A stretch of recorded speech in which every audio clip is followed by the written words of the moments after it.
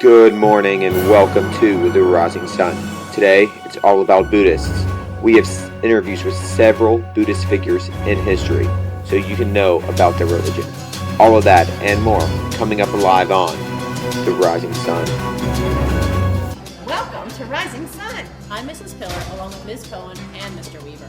Today we're going to have some fascinating interviews with some of the most famous Buddhist figures in history. Let's get started. During the medieval times, Japan went through many political, religious, and cultural changes. We learned that Shinto and Buddhism were the most followed religions in Japan. Indeed. Over time, sects of Buddhism developed and began to influence the Japanese. Could you please clarify for our viewers what a sect actually is? Certainly. A sect is a division or a splinter group of a specific religion. A sect believes the same basic beliefs, but it differs on minor beliefs and practices.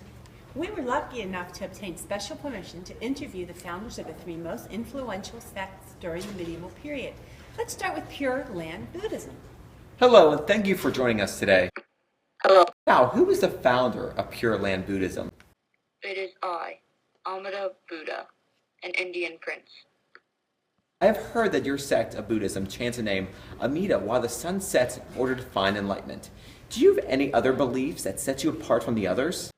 Yes, it is believed that I established a paradise beyond the setting sun. We stress happiness in the afterlife more than the present. We understand that believers will be reborn in paradise. Interesting. What class of people typically become followers of Amida Buddhism or Pure Land Buddhism? Well, in the beginning, it was only among monks and nuns. Then it was, over time, the upper-class nobles were the largest believers. Eventually, it was open to everyone. Well, I can see why it would appeal to the country's elite. How did it eventually filter down to the common person? Well, Pure Land Buddhism became popular during times of disorder in Japan. Thank you for your time. Wow, I never put together that Pure Land Buddhism and Amida Buddhism were the same thing. So No. glad he was able to join us today. Agreed. Can't wait to see what our next guest will bring to the table.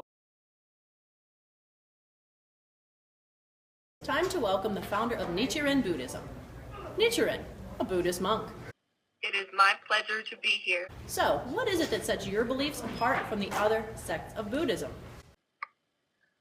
Well, you need to understand that the truth can only be found in the Lotus Sutra. Okay, what is that? The Lotus Sutra is an ancient Indian text. Thank you for clearing that up. You need to know that all other religions are false. If the people of Japan do not turn away from these false teachings, they will perish. Well, I understand that you feel a lot of Buddhist teaching were distorted by other religions for their own gain. Thank you so much for joining us for today's show. That was a very interesting interview. Indeed.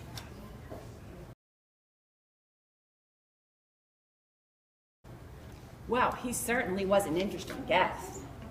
He sure was. Let's see how our last guest compares.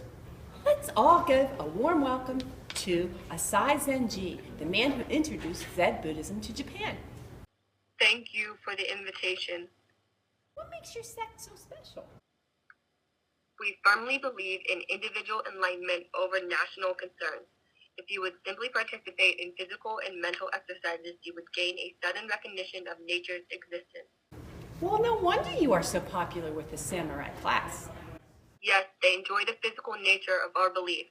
Those samurai really like the fact that we stress not worrying about logic or other mental learning. I will let you get back to your exercises then. We appreciate your time. I feel better about being able to determine the three different types of Buddhism. So do I. Thanks for joining us. We'll see you tomorrow. Have a good day.